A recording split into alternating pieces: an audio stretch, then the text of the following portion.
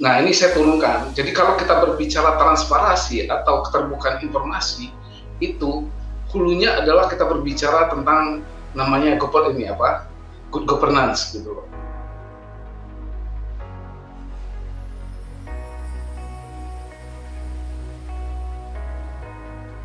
Baik, selamat siang Bapak Ibu dan teman-teman semuanya, kawan-kawan jejaring Lokadaya Nusantara. Selamat datang di Forum Q3, Forum Berbagi selama 3 jam. Dan kita telah sampai di seri Q3 keempat tentang akuntabilitas informasi publik yang pada hari ini akan berfokus pada etalase kertas kerja.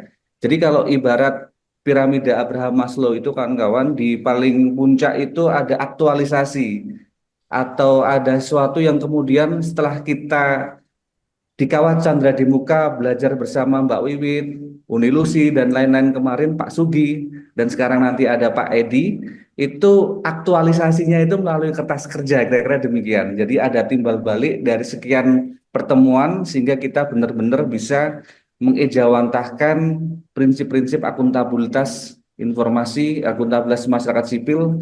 Kita akan dibersamai oleh Mbak Wiwit.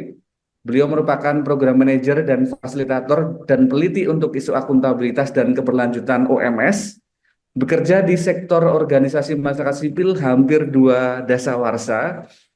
9 tahunnya pernah bekerja di Komisi Nasional Anti Kekerasan Terhadap Perempuan atau Komnas Perempuan.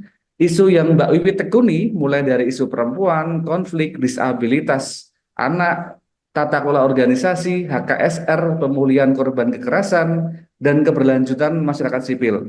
Nah, untuk waktu pertama kita akan dibersamai oleh Mbak Wiwi dulu, baru nanti akan diperkuat kembali oleh Pak Edi Anan. Nanti akan saya coba diskusikan lebih lanjut.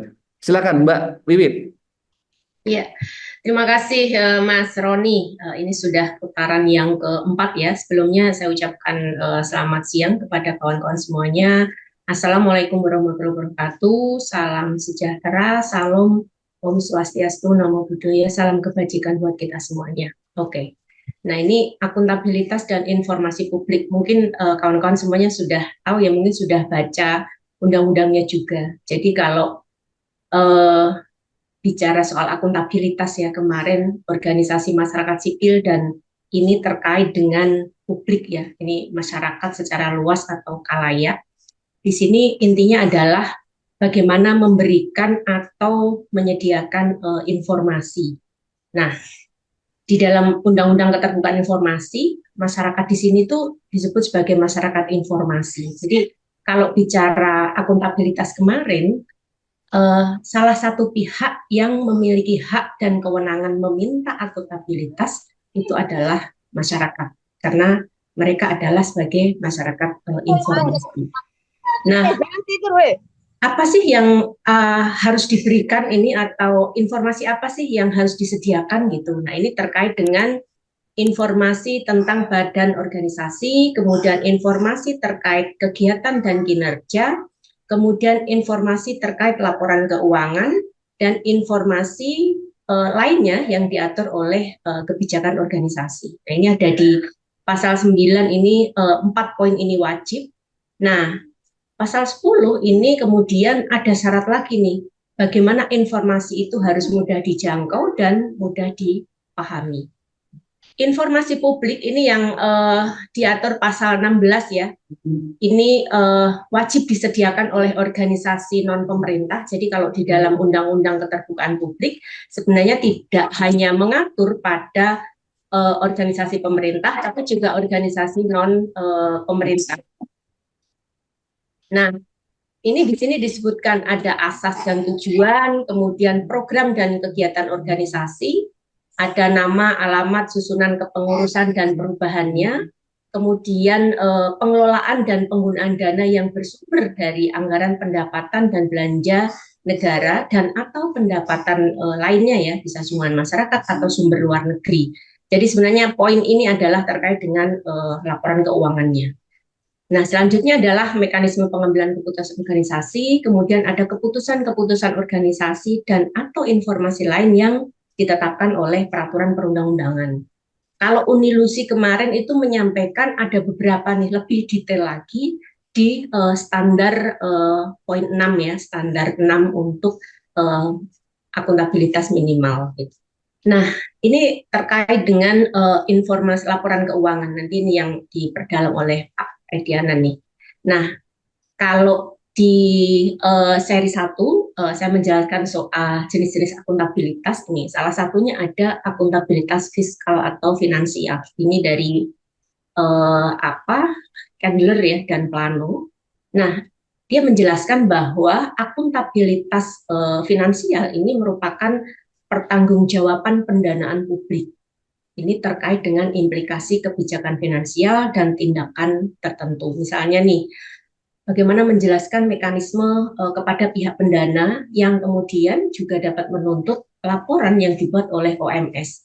Dan jika ditemukan penyimpangan, maka OMS tersebut akan mendapatkan sanksi. Mungkin teman-teman di forum kemarin Unilusi beberapa kali juga sudah menyinggung soal fraud ya. Sekarang banyak sekali donor yang kemudian memberlakukan ada salah satu poin penting yang mungkin jadi kode etiknya itu harus terkait dengan fraud itu sendiri. Gitu. Nah itu yang kemudian ini terkait dengan akuntabilitas fiskal atau finansial itu. Gitu.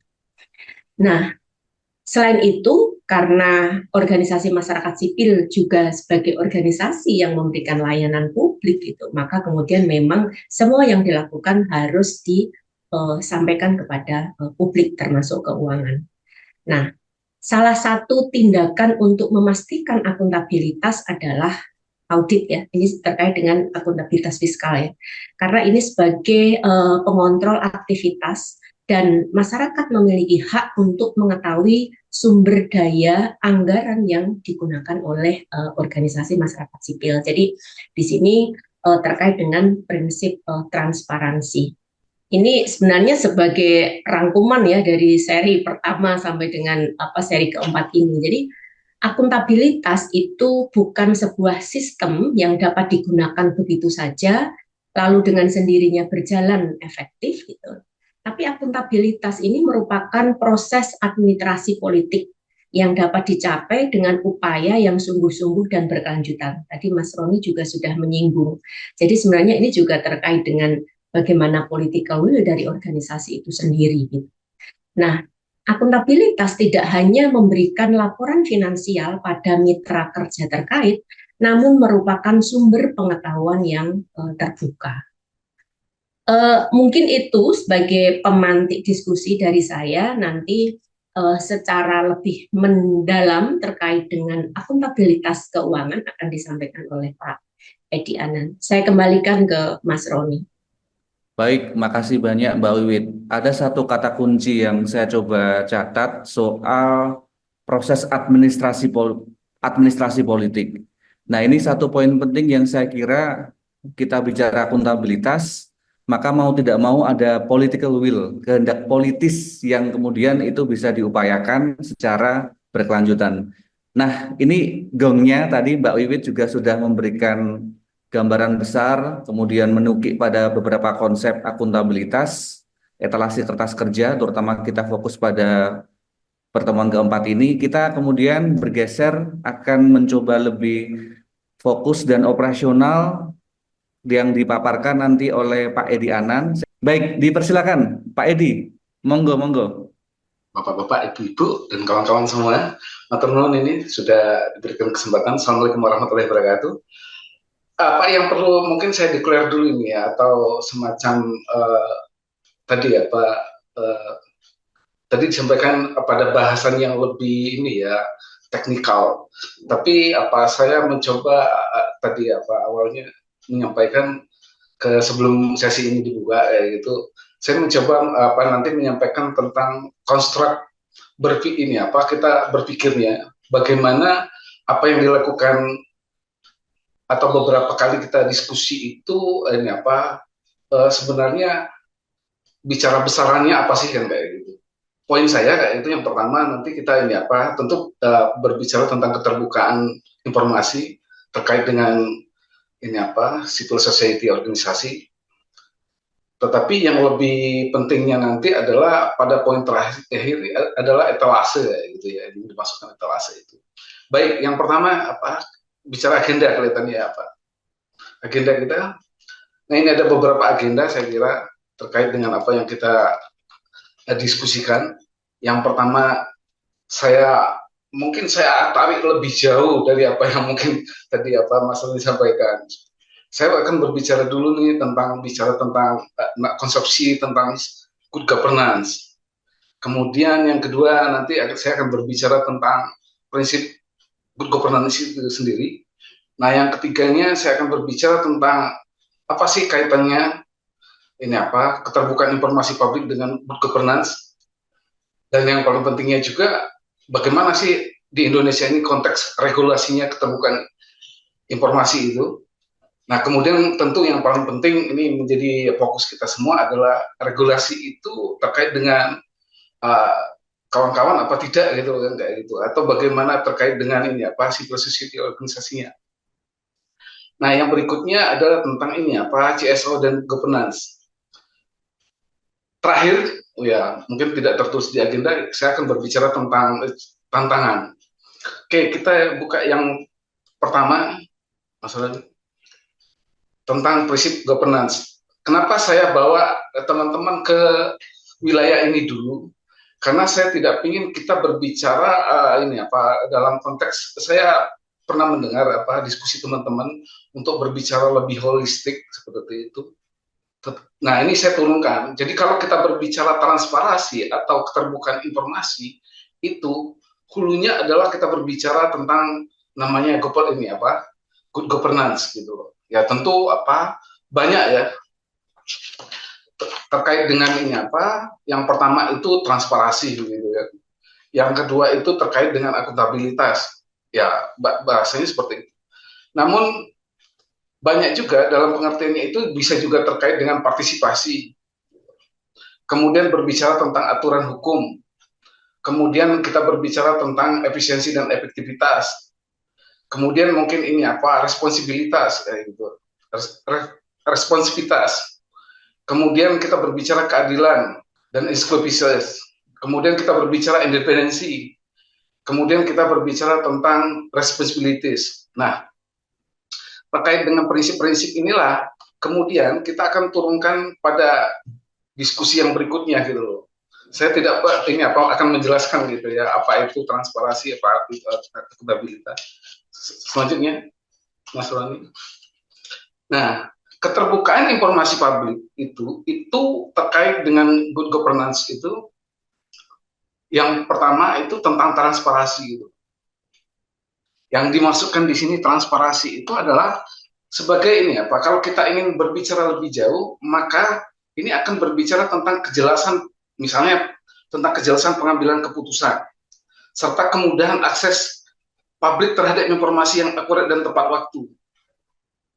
Nah, transparansi ini tentu pada ujungnya diharapkan nanti akan apa? Kalau tadi terkait dengan buku saya itu tentang praktik korupsi ya. Dan yang lebih jauhnya transparansi ini akan berbicara tentang kepercayaan publik terhadap institusi. Nah, begitupun akuntabilitas gitu ya.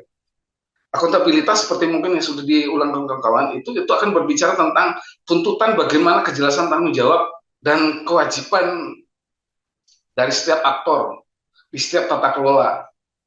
Artinya di konteks CSO semua tindakan itu harus dapat dipertanggungjawabkan kepada publik atau pemangku kepentingan. Konteksnya akuntabilitas seperti itu. Kemudian partisipasi yang dimaksud di sini adalah bagaimana kan kayak itu. Kalau kita berbicara keterbukaan informasi publik, maka akan berbicara tentang keterlibatan aktif. Bisa ini apa pihak-pihak yang berkepentingan, bisa beneficiaries kita kan gitu, teman-teman. Dengan partisipasi yang luas, tentu kebijakan ini menjadi lebih nanti diharapkan inklusif gitu. Dan mencerminkan, ya diharapkan juga itu bisa mencerminkan bagaimana betul-betul berdasar kebutuhan masyarakat. Nah, ini mencakup pemberian ruang bagi komunitas atau masyarakat itu memberikan masukan yang namanya partisipasi ini berdialog dan turut mengawasi pelaksanaan kebijakan. Nah, terlihat kan kayak gitu, ada korelasinya antara ini apa keterbukaan informasi publik itu dengan partisipasi. Nah, yang berikutnya adalah tentang kalau berbicara keterbukaan informasi publik itu kita akan berbicara rule of law.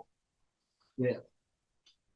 Ini tentu memastikan bahwa setiap individu dan institusi itu tunduk pada hukum yang berlaku. Artinya kita berbicara tentang audit laporan keuangan atau laporan tahunan kawan-kawan itu bisa jadi merupakan sebuah bentuk kepatuhan gitu. Dan itu mencerminkan tentang keterbukaan informasi gitu. Nah, tentu diharapkan kayak gitu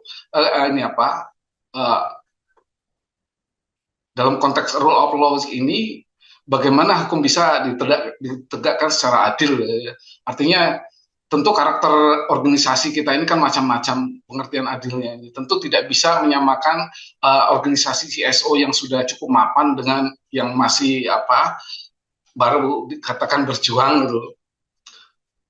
Kemudian yang paling pentingnya juga nanti adalah kalau konteks aturan hukum ini adalah melindungi hak-hak masyarakat dan menegakkan prinsip keadilan dalam konteks keterbukaan informasi publik gitu. Nah, berikutnya keterbukaan informasi publik ini bisa sangat dikaitkan dengan efisiensi dengan efektivitas. Gitu.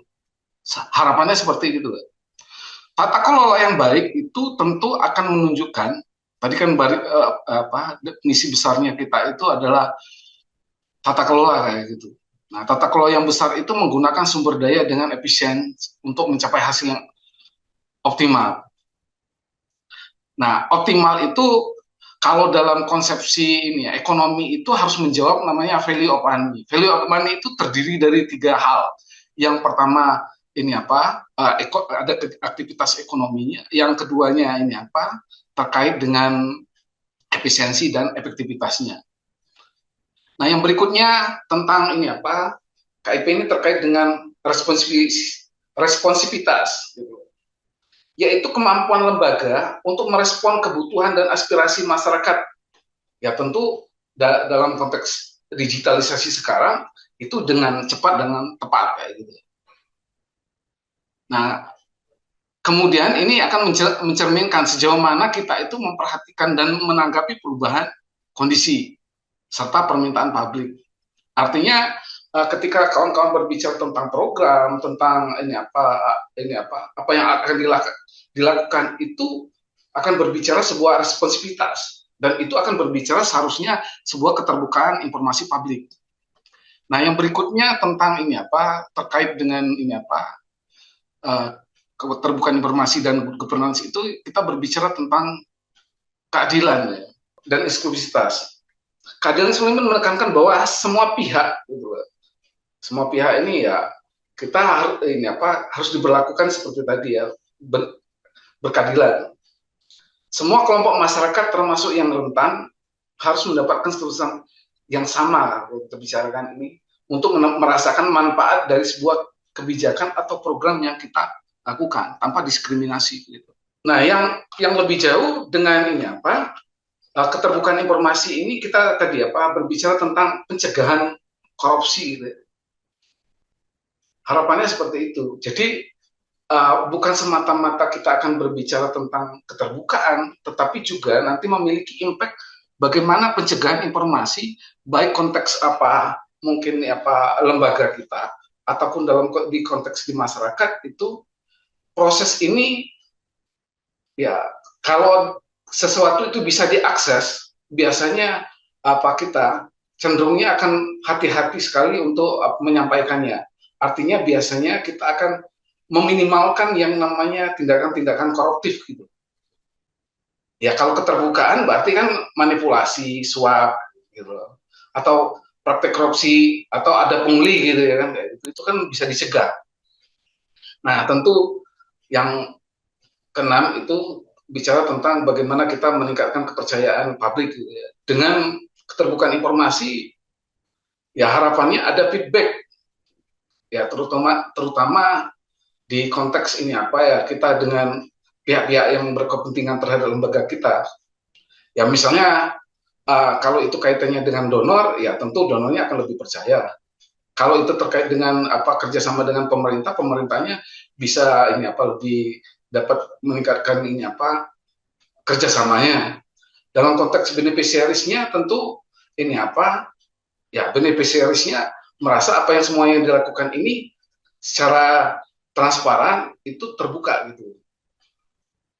Nah, intinya kan kayak gitu. Secara keseluruhan, keterbukaan informasi publik itu elemen vital ketika kita berbicara tentang good governance. Jadi, kalau kaitannya tadi besarannya ada tata kelola itu salah satunya transparansi. Nah, transparansi itu kita akan berbicara tentang keterbukaan informasi, gitu ya, turunannya seperti itu. Regulasi ya, saya menambahkan saja, tapi saya tidak akan membreakdown satu persatu, karena kita dan saya yakin juga kawan-kawan sudah cukup fasih atau dalam tentang berbicara regulasi keterbukaan informasi publik ini. Hanya poinnya mungkin kita berbicara tentang yang pokok, yaitu tentang Undang-Undang Nomor 14 seperti disampaikan oleh Mbak Wiwi tadi tentang keterbukaan informasi publik. Yang pertama adalah pasal 2, Mbak Wiwi, saya kira ini yang paling penting itu menurut saya, tentang hak itu. Kalau hak ini kan harus didapatkan gitu. Artinya setiap warga itu, pasal 2 itu berhak untuk mengakses informasi publik yang dikelola oleh badan publik. Nah, apa hubungannya dengan organisasi masyarakat sipil? Gitu. Dalam berbagai literatur, ya masyarakat sipil ini dianggap sebagai entitas publik. Gitu. Nah, sehingga bisa saja kan kayak gitu. Dalam konteks ini, kalau tadi warga itu berhak mengakses kayak gitu, yang dikelola informasi publik, yang dikelola konteksnya informasi publik ya, yang dikelola oleh katakanlah masyarakat sipil. Mau tidak mau akan berbicara tentang bagaimana nanti OMS akan menyediakan informasi tersebut kepada warga gitu, atau masyarakat atau beneficiaries. Nah, kemudian yang berikutnya menyangkut tentang yang paling penting kaitannya dengan undang-undang ini terkait dengan organisasi masyarakat sipil itu pasal 1 ayat 3, bahwa badan yang wajib menyediakan informasi itu tentu tadi ya badan publik yang menggunakan dana APBN atau APBD. Konteks ini artinya jika kawan-kawan bekerja sama dengan pemerintah, gitu, baik pemerintah itu sendiri ada beberapa hal ya, saya kira ada pemerintah pusat, ada pemerintah provinsi, ada pemerintah daerah, kemudian kalau undang-undang yang terakhir kan ada pemerintah desa. Nah, jika bekerja sama dan menggunakan dana tersebut, maka kan kayak gitu berhak untuk wajib untuk menyediakan informasi. Nah, kemudian ada juga pasal tadi kalau dikatakan kalau ini jenis informasi yang wajib disediakan itu yang pasal 9 sampai 11 kayak gitu ya. Informasi yang wajib diumumkan secara berkala itu ya, ini kalau terkait ini di kawan-kawan juga ya, tentang informasi umum yang secara berkala, informasi tentang kebijakan kayak gitu ya. Mungkin kebijakan ini kebijakan organisasi kayak gitu. Kemudian anggaran, kemudian rencana kerja, kemudian laporan. Nah, kemudian ada informasi yang juga yang wajib tersedia setiap saat. Gitu. Ini biasanya kan kayak gitu, ini menurut konteks pemerintah kayak gitu ya. Biasanya ada informasi itu yang wajib tersedia setiap saat itu. Seperti penggunaan dana informasinya. Mungkin kawan-kawan bisa membayangkan ini, kalau ini diterapkan di kawan-kawan kayak gitu nanti. Dana penggunaan misalnya yang wajib tersedia setiap saat kalimatnya gitu ya. Artinya by second itu atau by detik itu ya harus tahu gitu. Penggunaan misalnya data penggunaan anggaran gitu. Ya, yang menjadi relevan ketika kita berbicara tentang seperti tadi diskusikan di kondisi beberapa teman-teman kayak gitu. Kemudian yang berikutnya itu tentang jenis informasi yang wajib disediakan itu pasal 11 kayak gitu, itu terkait dengan informasi wajib yang disediakan secara serta-merta. Nah, ini bisa seperti konteks ini karena kejadian-kejadian sifatnya. Misalnya pandemik seperti kemarin. Sangat penting mungkin bagi penerima manfaat ataupun pihak yang lain itu tentang bagaimana tentang keterkaitan lembaga dengan kondisi pandemik itu sendiri misalnya seperti itu. Ini yang namanya informasi yang wajib disediakan karena ada kejadian atau serta-merta gitu. Kemudian ada juga tentang saya langsung saja lah ya Pak. Ini ada pasal 4 ayat 2 kayak itu. Bagaimana peran ya, peran serta masyarakat, yaitu pasal 4 ayat 2 itu keterbukaan informasi itu bertujuan untuk mendorong partisipasi ya. Sama tadi, dan yang paling penting ketika berbicara partisipasi itu adalah pengambilan kebijakan publiknya juga. Nah itu yang ini apa terkait dengan undang-undang. Kalau yang lain saya kira nanti habis waktunya kita untuk bicara lebih dalam tentang undang-undang ya, kita untuk regulasi yang lain. Next apa? Masalah ini. Nah ini yang mungkin ya Pak diskusi kita yang ini apa yang cukup ini ya, yang perlu kita kaitkan kayak gitu. Yaitu tentang regulasi KIP dan CSO. Gitu. Tadi ya terkait dengan undang-undang itu sendiri ya. Yang sampai hari ini monggo silakan apa kawan-kawan semuanya bisa browsing kayak gitu. Adakah regulasi keterbukaan informasi publik itu yang dibuat kayak gitu, sebuah regulator gitu. Paling-paling ya kemarin ya Pak standar minimal akuntabilitas yang digunakan kawan-kawan itu bicara standar ini apa tentang transparansi gitu. Seperti itu. Hanya kan itu belum bisa juga menjadi sebuah kesepakatan bersama gitu misalnya kan kayak itu maksud saya karena kita ini kan masyarakat sipil ini bukan terlembagakan gitu. Di pada bagian yang lain itu akan menjadi mudah kalau itu terstandarisasikan deh. Sementara kita ini karena ini apa beberapa jaringan ikut dengan beberapa jaringan dan itu bisa jadi berbeda juga kebijakannya. Nah, kaitannya dengan ini apa regulasi KIP itu dengan Undang-Undang Nomor 14 berarti tadi ya poin pentingnya yaitu organisasi masyarakat sipil yang menggunakan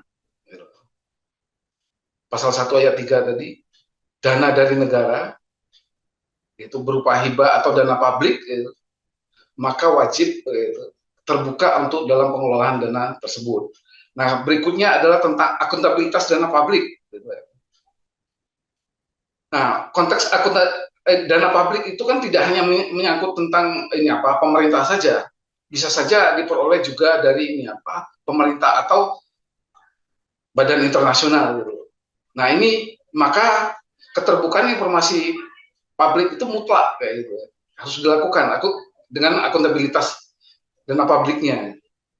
Kemudian terkait dengan transparansi dan kerjasama dengan pemerintah, saya kira tadi sudah disampaikan lewat saja.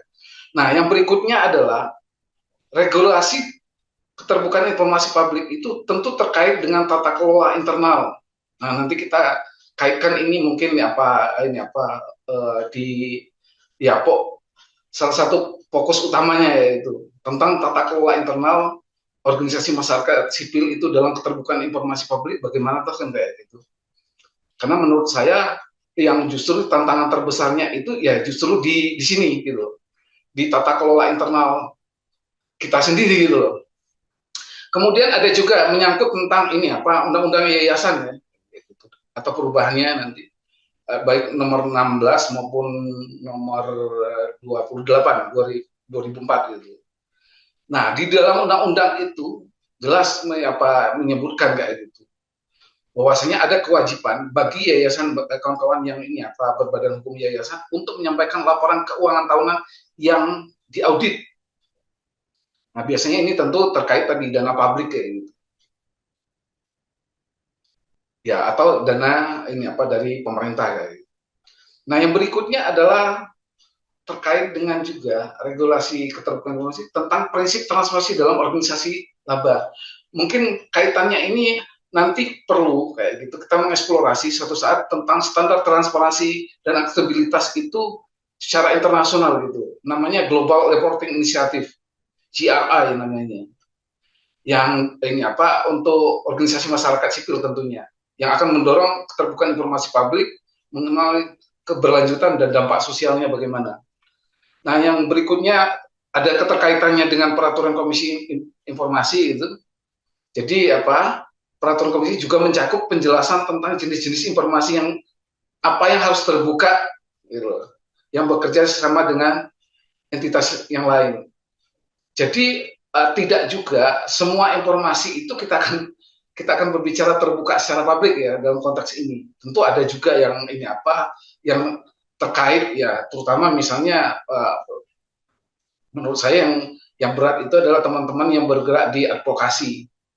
Ya tentu misalnya katakanlah terkait dengan ini apa misalnya nanti Badan Intelijen Negara atau segala macam itu kadang-kadang kan kita ya mohon maaf kan kayak gitu kalau kita sampaikan secara terbuka secara ini ya bisa jadi nanti kita ini apa menjadi persoalan kayak gitu. Kemudian yang 8 yaitu transparansi dalam penggunaan dana internasional. Tadi sudah disampaikan juga. Nah, kesimpulannya artinya meskipun undang-undang keterbukaan informasi publik untuk organisasi masyarakat publik itu tidak diatur spesifik gitu loh ya.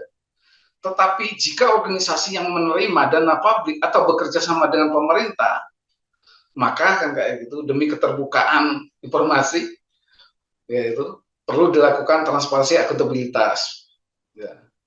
Ini menjadi prinsip penting agar nanti konteksnya baik konteks secara hukum maupun konteks secara etik gitu ya kan. Nah berikutnya next apa Mas Roni? Kita berbicara kalau tadi regulasinya, sekarang kita berbicara tentang civil society, tata kelola civil society itu dengan konteks keterbukaannya. Artinya ya ini vokal poinnya juga kayak gitu. Yang pertama tentang keterbukaan dalam pengelolaan keuangan. Nah, di beberapa tempat gitu loh tentang diskusi tentang pengelolaan keuangan ini tentu yang berbicara yang pertama biasanya dikaitkan dengan audit. Tentu ini audit yang biasanya disebut kawan-kawan itu audit eksternal. Audit sendiri itu juga macam-macam ya. Ada audit internal kayak gitu. Nah, selama saya berkarir di kantor akuntan publik, jarang bahkan nyaris tidak pernah saya mendengar ada auditor internal di organisasi masyarakat sipil. Nah, padahal kalau mau berbicara keterbukaan dalam pengelolaan keuangan itu, nanti kita selain berbicara audit eksternal juga berbicara sebenarnya audit internal juga ada. Seperti kalau di konteks di pemerintah itu mungkin kamu mengenal dengan namanya BPKP. Itu berbeda dengan BPK. BPK itu kan audit eksternal pemerintah, tapi kalau BPKP itu audit internal. Belum lagi ada inspektorat segala macam. Nah, berikutnya juga keterbukaan dalam pengelolaan ini menyangkut tentang laporan keuangan. Nah, ini juga gitu ya. Sering sekali kita memahami laporan keuangan itu pada bagian teman-teman itu hanya sekedar ya penerimaan, ya pengeluaran begitu. Nah, kalau kita bicara keterbukaan dalam pengelolaan itu, maka orang tidak hanya seperti itu dalam memahami laporan keuangan. Harus tahu ini bagaimana sih tentang posisi keuangannya perusahaan ini, atau bagaimana sih tentang kinerja keuangannya dalam artian pendapatan sama bebannya, atau bagaimana tentang cash flow-nya gitu. Atau ada yang lebih jauh lagi tentang ada namanya istilahnya catatan atas laporan keuangan. Jadi kalau kita membayangkan satu ini saja itu sudah lumayan mungkin ya cukup berkeringat lah ya untuk melakukan yang dikatakan keterbukaan informasi publik. Yang kedua tentang keterbukaan dalam pengelolaan keuangan tadi ada audit ya, ada audit keuangan. Audit keuangan ini tadi kalau saya dalam pemahamannya itu ada dua gitu. Satu audit keuangan eksternal, yang kedua audit internal. Nah, yang berikutnya tentu keterbukaan ini akan menjadi perhatian publik gitu. Nah, mungkin perlu juga gitu loh diteliti mungkin ya, Mawid ini sedang melakukan penelitian. Ada enggak korelasinya ketika suatu lembaga berbicara keterbukaan tentang informasi keuangannya, kemudian itu akan menjadi perhatian atau menjadi kepercayaan. Tapi biasanya tentu kalau lembaganya tertutup, tentu biasanya publik akan distrust atau cenderungnya kita kehilangan kepercayaan gitu loh. Nah, berikutnya keterbukaan itu di konteks pengelolaan CSO itu adalah berbicara tentang pengambilan keputusan. Bagaimana kemudian dalam ini apa keterbukaan pengambilan keputusan itu ada partisipasi pemangku kepentingan. Nah, ini bisa jadi terkait dengan ini ya, apa nanti pemangku kepentingan ini termasuk misalnya anggota gitu ya, penerimaan manfaat, donatur mungkin kayak gitu. Tapi dalam donatur yang dalam konteks ini apa strategis gitu ya. Kemudian ini akan berbicara tentang pengambilan keputusan ini tentang visi misi atau kebijakan program organisasi gitu.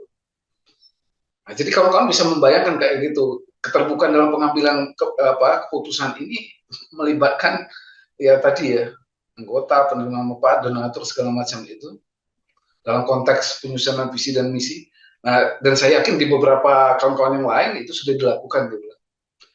Proses ini tentu terbuka dan partisipatif sifatnya gitu, dan memungkinkan berbagai pihak itu nanti bisa memberikan masukan dan saran. Ya itu keterbukaan gitu. Nah, mungkin yang juga menjadi apa, nanti kita akan berbicara ujungnya kan tantangan gitu loh. Rapat terbuka dan transparan kayak gitu. Cenderung ya kalau kita lihat memang rapat-rapat internal itu ya kadang-kadang ya rapat itu justru ini apa menjadi bumerang kayak gitu. Tiba-tiba ada keputusan kayak gitu. Tapi kalau berbicara keterbukaan dan pengambilan keputusan, maka rapat itu terbuka kayak gitu. Nah, tentu ini kaitannya tentang rapat-rapat yang ini ya pengurus misalnya atau dengan anggota yang ini apa nanti punya keterkaitannya dengan publik kayak gitu sehingga kudu dipublikasikan. Nah yang berikutnya konteks keterbukaan itu bicara tentang transparansi program dan capaian gitu. Tentu ya di beberapa lingkungan ini sangat familiar sekali dan mungkin lebih banyak aktivitasnya itu di tentang program dan capaiannya ini, tentang pelaporan capaian program, kemudian evaluasinya. Tapi setidak-tidaknya ya itu tadi ya berbicara tentang transparansi kayak itu atau keterbukaan informasi. Yang berikutnya keterbukaan ini dalam pengelolaan sumber daya. Sering sekali mungkin kita temui ya gitu. Proses rekrutmen itu tertutup dan cenderung tidak kompetitif gitu.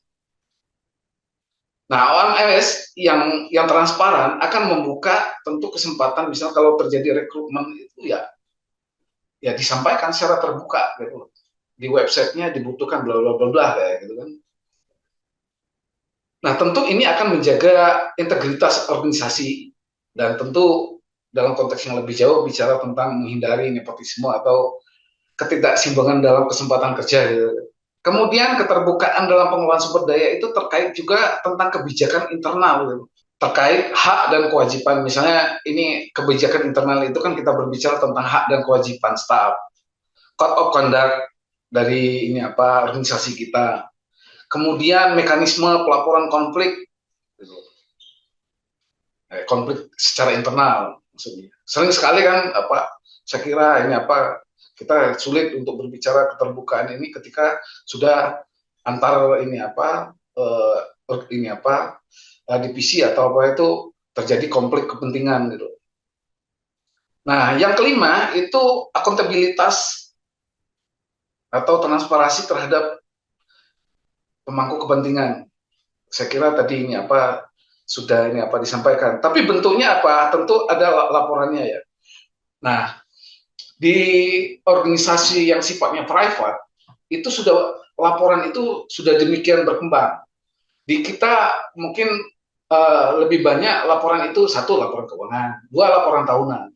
Tapi di tempat yang lain itu sudah ini berkembang dengan ada namanya laporan tentang ini apa SGI gitu atau ESG gitu loh, Environment Social Governance gitu loh. Atau ada laporan tentang yang ini apa yang integratif namanya. Ya bahkan laporan itu menyangkut bottom line namanya, yaitu tentang berbicara profit, bicara people, bicara planet gitu. Nah, kalau itu diterapkan di ini apa organisasi masyarakat sipil, saya kira ini apa masih ya apa kita perlu eksplorasi lebih jauh. Tapi setidak-tidaknya kita ada laporan, ya alhamdulillahnya misalnya tadi laporan tahunan itu kan kita bisa menyampaikan tentang rincian penggunaan dana atau laporan keuangan, hasil program atau rencana ke depan. Itu saya kira itu sudah bisa kita katakan sebagai konteks keterbukaan informasi publik gitu. Kemudian akuntabilitas kepada pemangku kepentingannya ini juga diharapkan ada forum. Ya saya kira di beberapa kawan-kawan sudah melakukan ini. Nah, kemudian ini terkait mungkin juga dengan ekspornya Mas Roni tentang keterbukaan dalam komunikasi dan informasi. Yang pertama, penggunaan informasi melalui media. Seringkali menurut saya kita abai. Nah, informasi ini ya tadi kalau kita diskusi dengan Mas Anton itu misalnya atau bicara tentang laporan keuangan. Saya kira mungkin kita memang menyediakan tentang laporan keuangan, tapi seberapa banyak juga sih orang cukup paham dengan keuangan itu. Tapi kita bisa menyediakan dalam bentuk info-info yang sederhana, dalam bentuk infografis. Tapi intinya kan kayak gitu kita menggunakan media. Banyak beberapa platform itu sekarang memang tidak menyampaikan, misalnya kalau kawan-kawan buka ini tentang kata data itu. Informasi-informasinya sederhana-sederhana. Yang penting informasinya apa ya yang diperlukan ya itu ketemu gitu kan. Ya kita perlu juga menurut saya mengeksplorasi yang lebih juga dalam tentang bagaimana kemampuan kita sendiri gitu dalam konteks ini OMS itu dalam berbicara penyampaian publikasi informasi kepada media, karena tidak juga gampang, karena kalau udah bicara media ini nanti akan berbicara tentang teknologi gitu, teknologi berbicara SDM gitu loh, SDM nanti berbicara tentang sumber daya yang utama yaitu dana gitu kan. Yang berikutnya adalah keterbukaan dalam komunikasi dan informasi itu adalah tentang berbicara tentang sistem informasi yang terbuka gitu. Nah, diharapkan memang kalau kita berbicara publik ini kan sekarang itu informasi kalau bisa itu kan real time. Ya tadi bila perlu itu by second itu orang udah tahu gitu. Nah, yang berikutnya itu adalah tentang konteks keterbukaan dalam tata kelola CSO itu adalah tentang kebijakan keterbukaan informasi internal. Ini menjadi sebuah tantangan betul nanti. Ya, saya kaitkan dengan slide terakhir saya itu. Ini menjadi ya misalnya kita punya kebijakan whistleblowing policy, yaitu misalnya gitu loh ya, sebuah kebijakan yang melindungi staf atau anggota yang melaporkan pelanggaran atau penyalahgunaan dalam organisasi. Ya mungkin ini kita butuh diskusi panjang gitu ya. Boro-boro whistleblowing ya enggak gitu kan biasanya juga kan. Tapi ini kalau kita mau berbicara tentang sebuah kebijakan keterbukaan informasi internal gitu ya. Nah berikutnya tentu di kebijakan keterbukaan informasi internal ini kita bisa melakukan yang namanya pengembangan kebijakan itu sendiri. Seperti apa? Bagaimana misalnya kita mengatur informasi penting gitu ya, terkait apa informasi penting yang disebarkan, siapa yang bertanggung jawab atas proses tersebut. Kemudian kebijakan ini mencakup tentang hak akses oleh anggota, oleh donatur, oleh publik, gitu. Serta mengatur mekanisme pengajuan tentang keberatan jika terjadi pelanggaran transparansi gitu.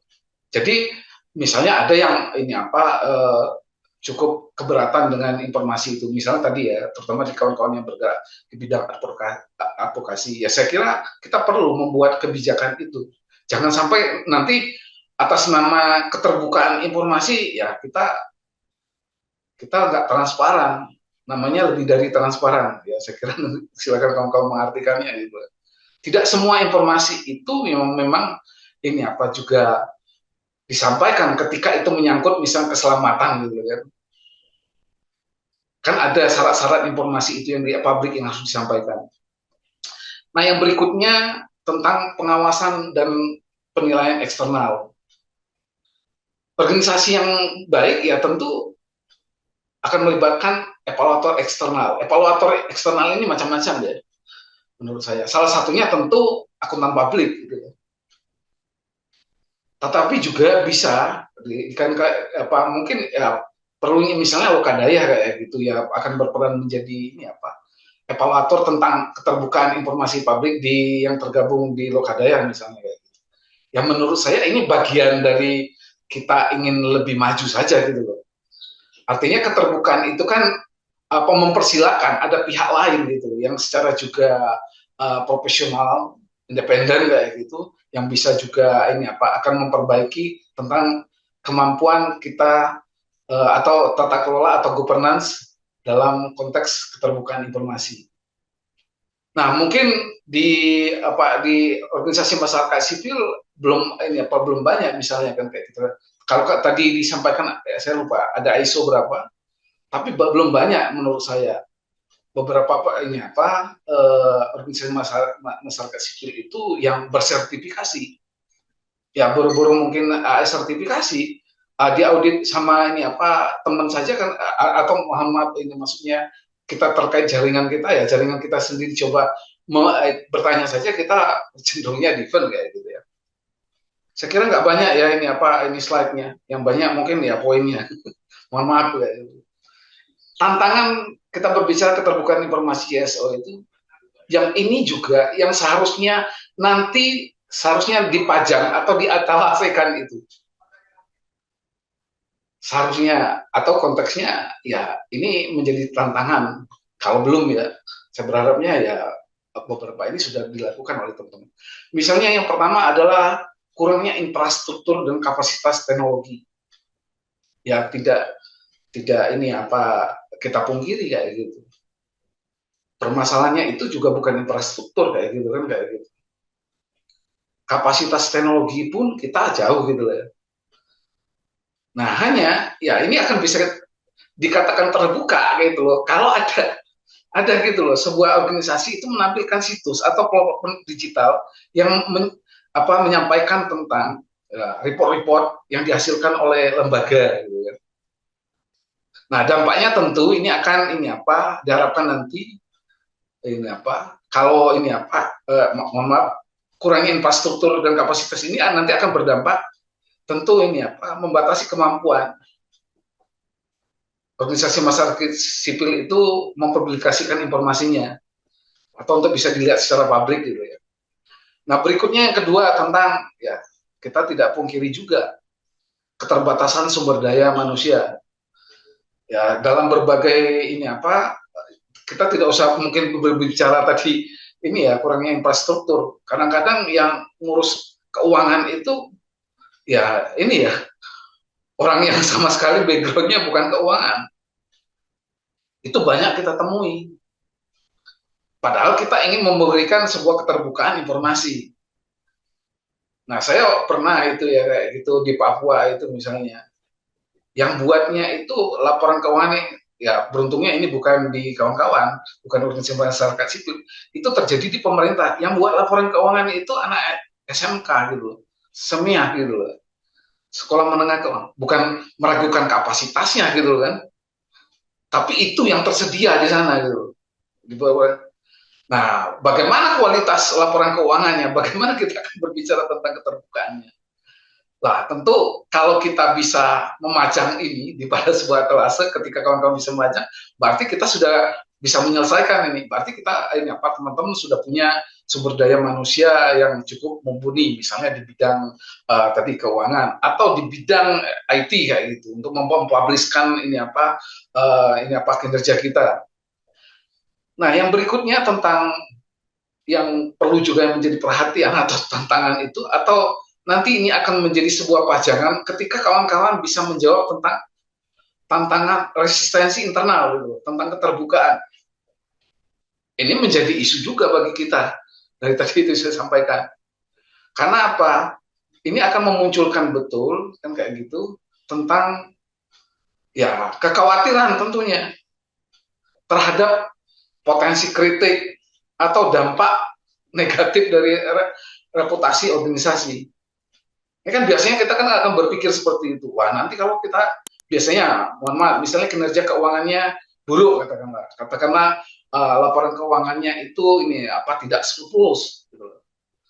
Kan sangat khawatir kalau pakai bahasa ini orang ini apa yang sektor private itu, kalau nggak laba itu kan kita akan kinerjanya jelek, berani kita kan kayak gitu, masa ada yang berani dibilang kinerjanya jelek kan kayak gitu.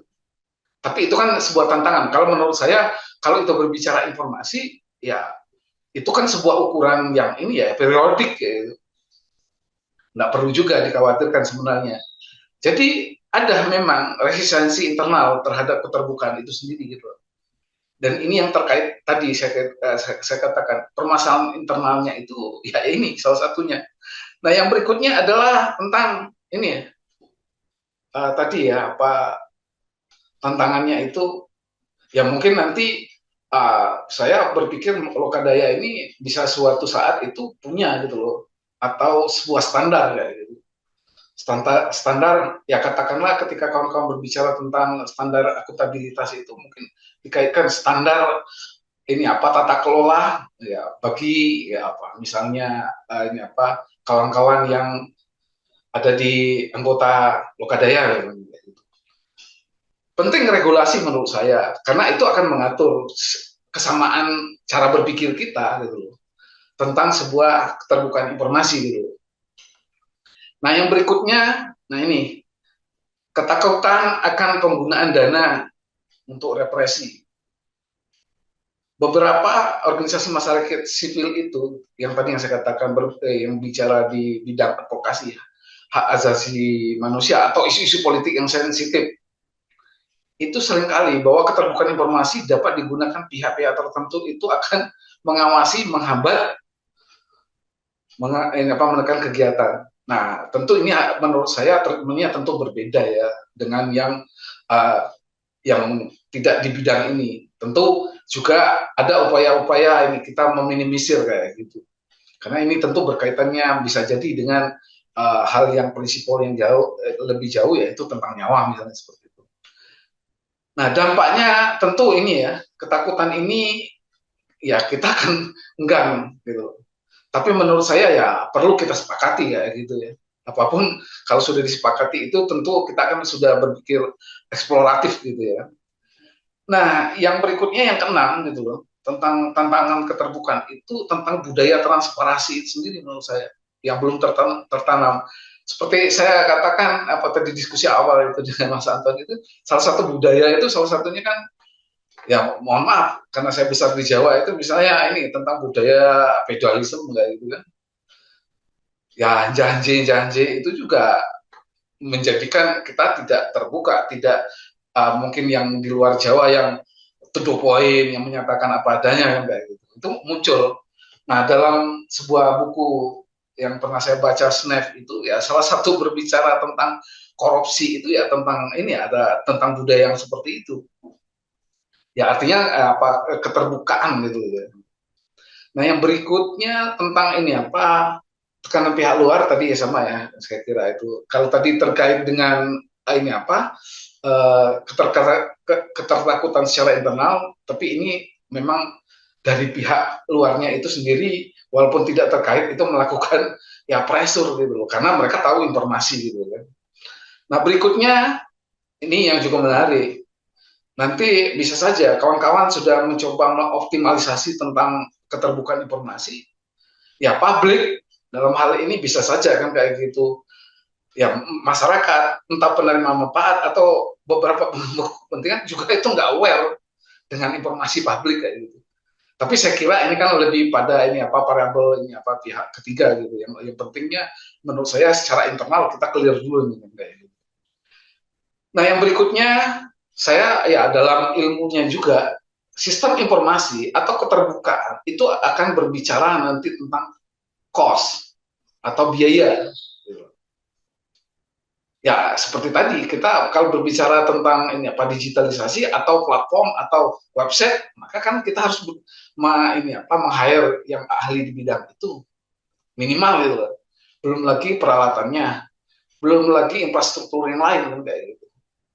Nah padahal apa teman-teman berjibaku dalam konteks ini apa bagaimana ini apa masyarakat untuk partisipatif kayak gitu. Tentu apa keterbatasan ini gitu loh nanti Ya ini berkaitan dengan anggaran kayak gitu kan. Dampaknya ya biasanya ini apa kita akan memilih ini prioritasnya apa nih kan kayak gitu.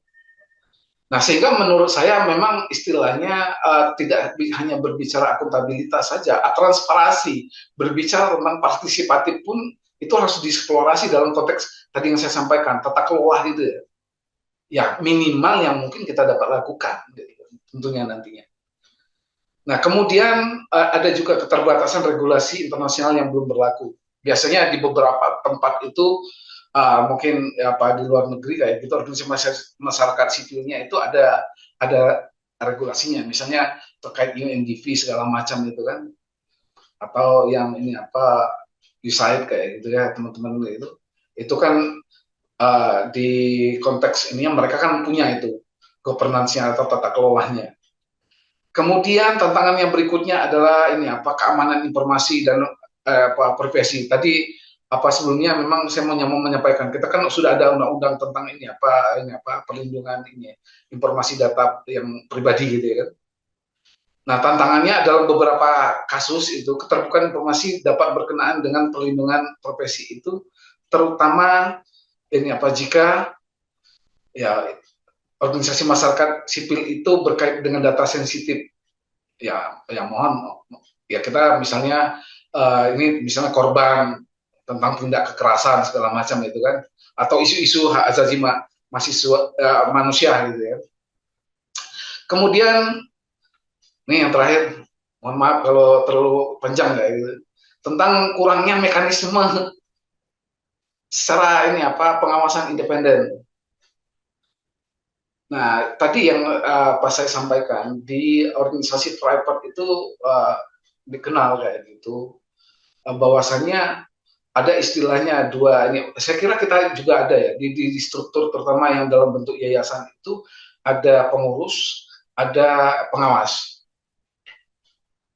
Nah, yang lebih banyak itu tentang ini apa? Kalau ini kan pengawasan independen, saya lebih mau coba kaitkan ke pengawasan internal. Terkadang kita pengawas kita ya mungkin sekedar ya mengawasi saja kayak gitu dalam konteks ya melihat kayak gitu kan. Nah, apalagi dikaitkan dengan pengawasan independen kayak gitu. Kalau di beberapa yang sudah maju tentu ini apa tadi ya ada lembaga semacam yang mensertifikasi, ada kemudian ini apa audit secara rutin kayak gitu, audit laporan keuangan. Nah, itu menjadi tantangan. Saya kira itu apa terkait apa materi saya.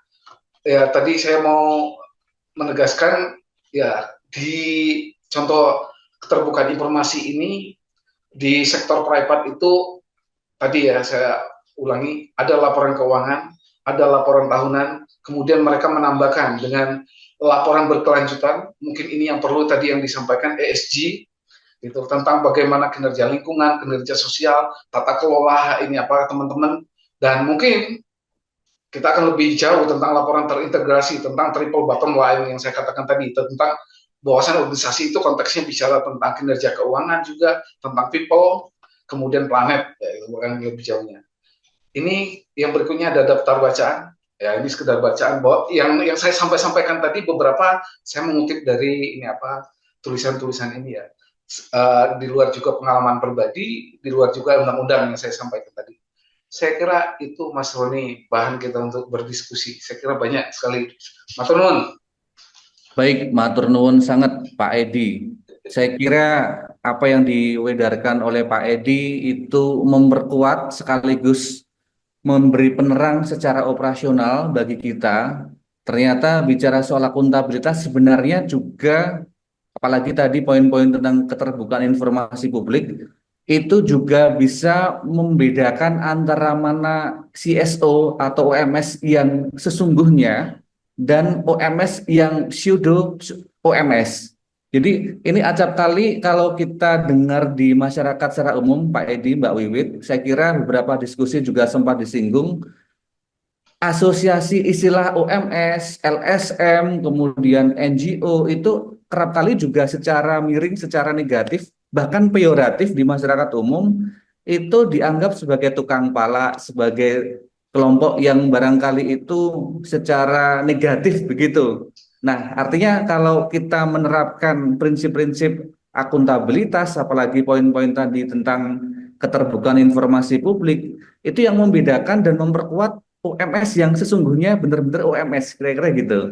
Nah, yang itu juga seringkali dibuyarkan gitu kalau di masyarakat secara umum. Nah, karenanya saya kira apa yang dipaparkan oleh Mbak Uwi dan Pak Edi tadi itu membuka pintu pertanyaan, refleksi, ataupun diskusi lebih lanjut. Nah, sembari menunggu kawan-kawan resen atau menulis refleksi atau pertanyaannya, Mbak Wiwit, Pak Edi, saya sebenarnya tergelitik untuk bertanya soal kaitannya dengan keterbukaan informasi publik tadi, yang mau tidak mau kan kalau kita bayangkan tidak semua informasi yang dikelola, diekspresikan atau direpresentasikan oleh OMS itu kan dietalasekan kan gitu.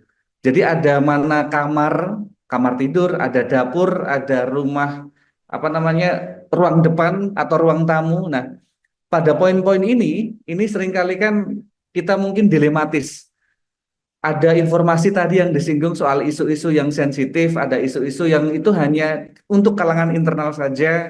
Tapi kalau itu dietalasekan ke publik, maka itu bisa menuai mungkin beberapa problem seperti kalau di kawan-kawan advokasi yang sifatnya itu kritis, nah itu seringkali mendapatkan kriminalisasi juga. Nah itu bagaimana itu posisi seperti itu? Mungkin Mbak Wiwit dulu, monggo Mbak Wiwit. Oke, makasih Mas Roni, menarik ya. Jadi memang harus dipilih ya, dipilih dan dipilah mana saja informasi yang kemudian layak disampaikan kepada publik dan mana yang tidak. Tentunya itu semua harus dibahas di internal organisasi. Nah, biasanya ya mereka akan punya aturan mainnya ya, entah itu dituangkan di dalam SOP ataupun apa. Tapi memang kebanyakan teman-teman OMS sendiri belum banyak yang melakukannya gitu. Yang sudah banyak itu adalah organisasi masyarakat sipil yang mereka kemudian banyak melakukan layanan ya atau memberikan pendampingan. Jadi kayak tentang data kasus gitu pasti itu tidak akan dipublikasikan kayak itu. Hanya jumlah besarannya, tapi data detail itu tidak kayak gitu. Kemudian terkait dengan mungkin isu-isu yang sensitif ketika kemudian dipublikasikan juga kemudian akan memicu konflik kayak gitu. Tapi sebenarnya tergantung pengemasannya. Itu di luar yang kemudian data korban ya. Kalau data korban memang kemudian ada kerahasiaannya. Kecuali memang ada permintaan ketika kasus itu masuk di pengadilan, itu sebenarnya kalau kami di psikologi ada kode etiknya, itu memang kita boleh membuka data itu kalau itu memang sudah masuk di pengadilan, tetapi kalau tidak itu memang harus di-kick. Demikian juga sebenarnya di organisasi masyarakat sipil, kita harus memilah mana sih yang kemudian boleh dikonsumsi atau tidak. Nah, tadi terkait mungkin ada beberapa isu krusial yang memang tidak bisa dibuka, tapi kemudian bagaimana menarasikan ya di publik supaya tidak memicu kemudian konflik itu. Jadi itulah yang kemudian penting diatur di organisasi itu sendiri gitu. Itu kalau di dalam pandangan saya dan mungkin pengalaman beberapa organisasi masyarakat sipil kayak gitu. Mungkin Pak Anan yang mendalami itu mungkin lebih detail lagi. Gitu. Silahkan. Makasih Mbak Wiwit. Monggo Pak Edi, silakan. Baik, apa saya kira begini, dalam apa saya coba ini ya dalam konteks yang lain. Apa saya kira itu kaitannya terkait dengan packaging lah ya kayak gitu ya kita. Kalau konteks ini yang lebih enak mungkin bahasanya kan. Mengemas sesuatu informasi tetapi informasi itu bisa kita sampaikan. Nah, dalam ini apa saya mau mencontohkan agak sedikit ini apa akademis itu dalam penelitian pun kita boleh kan tidak menyampaikan nama perusahaan misalnya kan kayak gitu. Kita cukup hanya sekedar apa alias PT XYZ gitu. Nah, dalam konteks seperti itu ya menurut saya ya tadi paling pentingnya yang dulunya itu ada nggak nih SOP tentang keterbukaan informasi kita ini yang disampaikan Mbak Wiwi tadi. Nah, kalau itu baru kita akan membahas lebih dalam misalnya bagaimana informasi-informasi apa saja yang perlu kita sampaikan. Sama seperti keuangan itu ya, kalau bicara tentang laporan keuangan itu. Tidak semuanya itu memang ini tersampaikan dengan baik misalnya. Misalnya salah satunya tentang keuangan itu, misalnya yang tidak tersampaikan itu tentang misalnya itu tentang ini apa terkait misalnya ini ya eh, ada anggota yang sering pinjam uang ke lembaga gitu kan. Di laporan keuangan itu munculnya cuma ada piutang tuh, tapi kan tidak akan menyampaikan itu orang itu pinjam terus tuh dari tahun-tahun kemarin nggak kembali-kembali gitu kan. Pinjamnya hanya ke lembaga gitu loh kan kayak gitu. Atau ini lembaga pinjaman atau OMS tuh. Maksud saya seperti itu cara memahaminya. Artinya begini ya, bisa saja kita mengkerangkakan tadi apa yang namanya ini apa informasi itu dalam konteks transparan. Desain transparan itu berulang kali saya mengatakan itu bukan berarti kita telanjang gitu kan. Ya. Ya. Transparan itu pokoknya enak lah kalau dilihat itu, tetapi yang nggak monoton gitu loh kan. Gitu. Nah dalam konteks yang tadi misalnya ada saya jadi agak tergelitik tadi ada shadow NGO atau apa ya karena menurut saya itu juga nyata gitu ya. Ya disinyalir juga itu kecenderungannya memang yang cukup dekat dengan ini apa biasanya kerjasamanya dengan ini apa pemerintah gitu loh atau itu dibentuk oleh ya mohon maaf orang-orang pemerintah atau partai politik tertentu kan kayak gitu itu bisa aja sinyalirnya begitu gitu kan. Nah dalam konteks yang seperti itu menurut saya ya tadi yang kita berbicarakan ini menjadi agak absurd ya kayak gitu. Karena keterbukaan informasi itu menurut saya dimulai ya dari bagaimana organisasi itu memiliki nilainya apa dulu. Biasanya saya kalau mengaudit itu saya baca dulu nih, ini partisan apa tidak gitu loh. Di dalam audit pun akan ini apa muncul di konteks ini apa kertas kerja audit ya itu.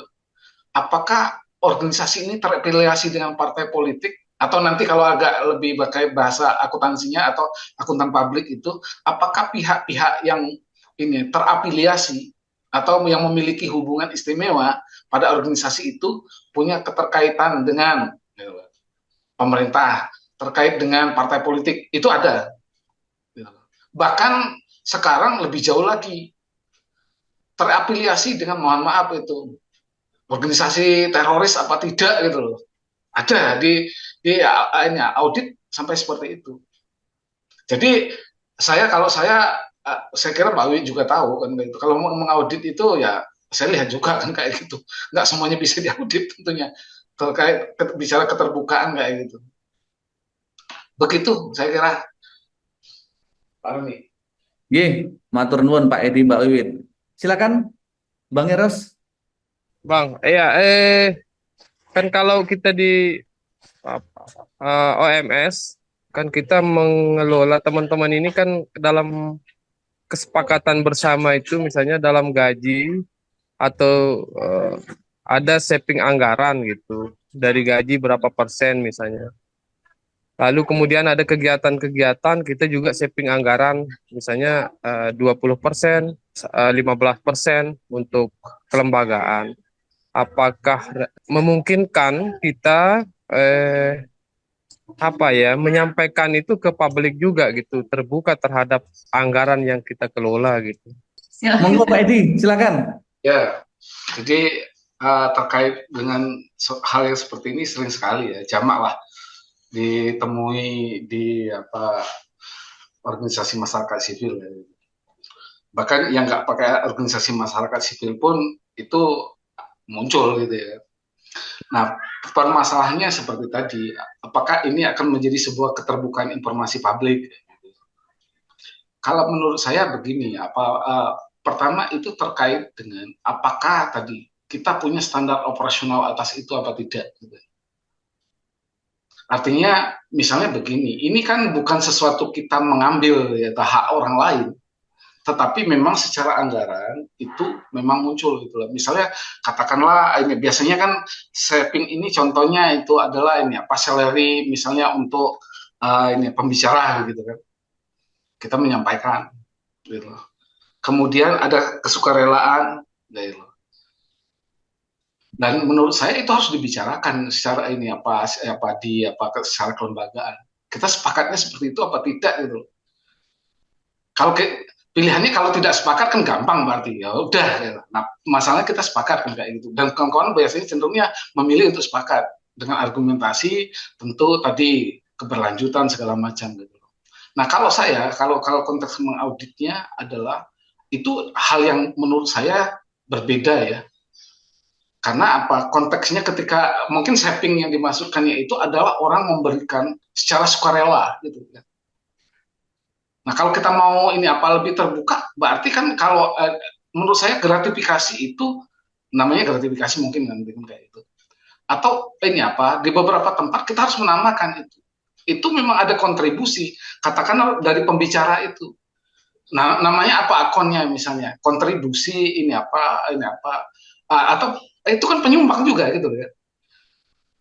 Mas Roni dikasih katakanlah 100.000 ya, pasti diambil kan kayak gitu.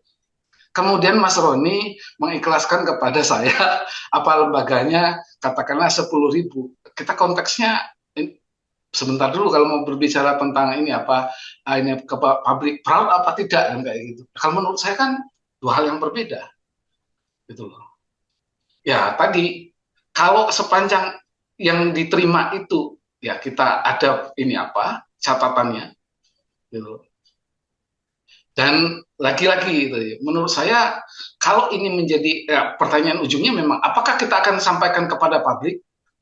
Nah kalau kawan-kawan membaca di laporan keuangan itu tentu orang kan tidak akan secara detail akan melihat laporan keuangan itu, walaupun mungkin kawan-kawan bisa menyampaikannya. Misalnya ada kontribusi dari Mas Roni, katakanlah tadi 10.000-nya.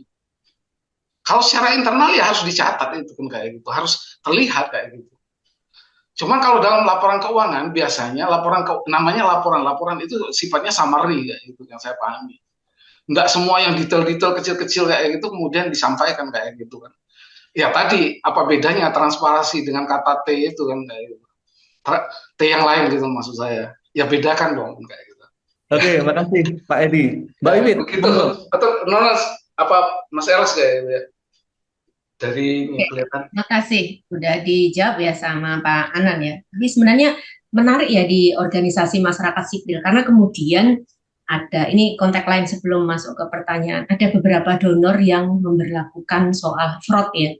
Walaupun organisasi itu sudah punya kesepakatan berapa persennya akan disumbangkan ke organisasi gitu, tapi kemudian itu dalam kacamata beberapa donor kayak gitu, itu kemudian dianggap fraud dan harus dikembalikan gitu. Nah, dalam konteks ini sangat relevan dengan pertanyaannya gitu. Di dalam organisasi itu pasti punya aturan main, apalagi soal organisasi nirlaba. Dari mana sih mereka bisa hidup gitu loh? Selain dari dukungan donor kayak gitu, ada beberapa yang sudah mengembangkan dari dukungan dana publik kayak gitu. Salah satunya ya bicara publik ya anggota di organisasi itu juga bagian publik, berhak mereka menyumbangkan itu. Tapi itu memang harus dipastikan bahwa organisasi itu punya aturannya. Jadi harus bekerja sesuai dengan aturan. Tadi Pak Anan sudah menjelaskan nih kontribusi nih. Misalkan dapat gaji nih 100.000, kontribusinya 10%. Nah, itu harus dituangkan di dalam kebijakan yang mungkin SOP kah atau apa kayak gitu harus dituangkan dan itu harus diikuti dengan prosedurnya. Di dalam pembayarannya ya memang harus keluar 100.000, tapi kemudian ada penandatanganan kontribusi gitu. Jadi itulah yang kemudian nanti akan berguna pada saat di laporan audit kayak gitu. Ini dana dari mana? Walaupun nanti di kategori sebagai sumbangan dari dana publik kayak gitu. Nah itu bisa saja, tapi kemudian itu harus dikembalikan, harus ada aturan main di organisasi. Nah ada beberapa kasus nih, satu kasus kerjasama dengan ada donor dari Amerika kayak gitu yang sangat kenceng banget ngomongin soal fraud kayak gitu. Nah, kadang teman-teman lupa karena seringkali itu pakai budaya lisan ya, tidak tertulis walaupun ya organisasi nirlaba anggapannya itu semua sudah paham. Kalau kemudian organisasi hidup ini dari dukungan internal anggotanya gitu dari mungkin subsidi ya, potongan honor atau lainnya gitu. Nah, tapi itu kemudian tidak dituangkan di dalam organisasinya dan itu tidak diikuti secara proseduralnya gitu. Nah, pada akhirnya ketika ada konflik gitu, si orang yang pernah bekerja itu kemudian mengadu loh, saya ada pemotongan nih. Nah, itu kemudian juga justru menciderai dari kerja organisasi masyarakat sipil itu sendiri. Jadi, menurut saya tidak masalah mau melakukan saving itu, tapi lakukanlah secara egaliter kayak gitu, secara tata kelola yang baik kayak gitu. Nah, itu kemudian dimungkinkan. Jangan sampai kemudian ketika ada proyek 100 juta, organisasi ada ketentuan 75, 25, 25 saving, 75 operasional, langsung potong memotong.